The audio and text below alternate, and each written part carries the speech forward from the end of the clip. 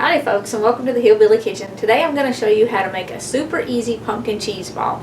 Now, no gathering in the South would be complete without a cheese ball. We make them for every occasion.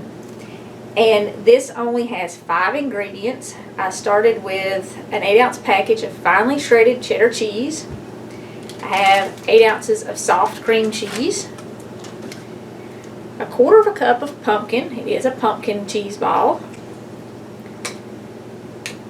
And a 1/4 cup of pineapple preserves. Now this is a very seasonal thing with the pumpkin in it, but you can make these all the way through New Year's. And if you are not having a party, this is great to mix up and put it in your refrigerator and serve it when people stop by, you know, just to visit around the holidays. I'm putting in about a 1/2 teaspoon, maybe a little bit more, of pumpkin pie spice. You can use a little more or a little less depending on what you want, but I wouldn't get carried away with the spices. But you know, people stop by all the way from Thanksgiving to New Year's and visit because they have time off work and the kids have time off school. And it's a good idea to have stuff in your refrigerator to snack on, because when company comes by, you don't want to have to go in the kitchen and fix something for everybody to eat.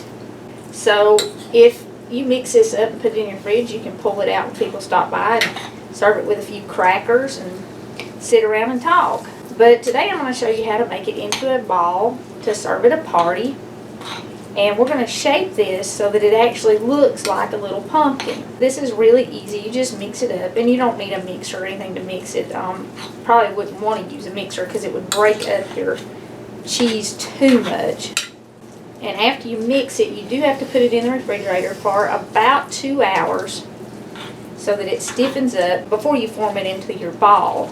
This would be good for any kind of a fall party at church, fall dinner, even a Thanksgiving dinner at church. It would be great for office parties. If you let your cream cheese get soft, this is really easy to mix. It's almost mixed, and I probably haven't been mixing a minute. Alright, that's about all there is to it. We're just going to cover this, put it in the fridge for a couple hours, then we'll take it out and form it into a ball. If you're not having a party and you just want to mix this up for those people that drop by for the holidays to visit, so you've got something, just seal it up in an airtight bowl and leave it in the fridge till you need it. But we'll be back and show you how to turn this into a ball. Okay, our cheese ball has been in the refrigerator for about 2 hours now, and it's pretty firm. I'm just going to use a spatula to take this out of the bowl and put it on the plate. And I did kind of form it into a ball a little bit before I put it in there, because I didn't want to have to work with it quite so much when I got it out. But take your spatula and kind of continue to shape it until it's round. It's still pretty pliable. I mean, it doesn't get like hard, but you don't want it hard because you are going to spread it on crackers.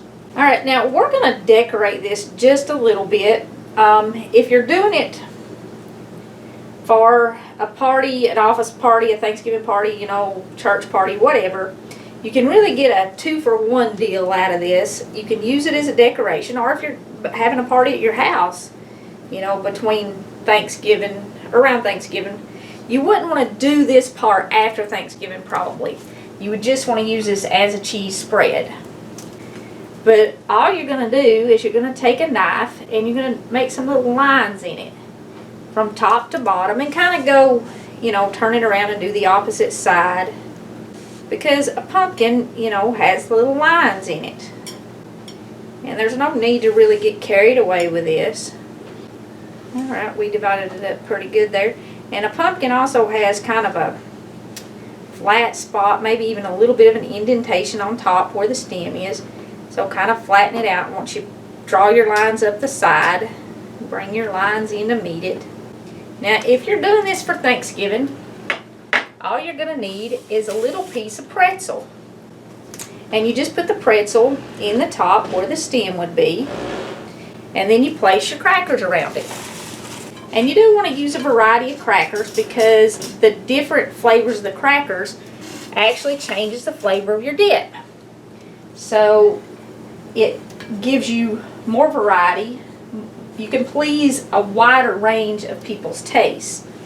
Now, if you're going to do this before Halloween, sometime in October, for the church cookouts or the church parties, you know, where the kids get together and do hay rides and stuff, you can actually put a face on this. And what I chose is just a little bell pepper, a little red one. And to make a mouth, once I cut it in half and cleaned it, I just sliced this top part off.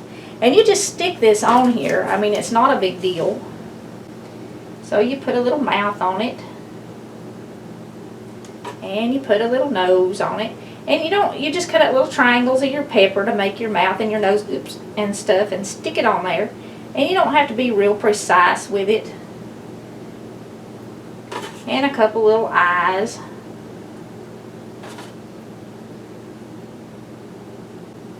And you've got it decorated for a party in October. But once October has passed, if you're doing it in November around Thanksgiving, just leave it like a plain pumpkin. And after Thanksgiving, if you're going to make this to serve to people, just leave it in a bowl in the fridge and use it like a cheese spread. Before we go, I want to leave you with John 4:19. We love him because he first loved us. Thank you so much for joining us in the Hillbilly Kitchen. If you haven't already, please don't forget to click like and subscribe before you leave.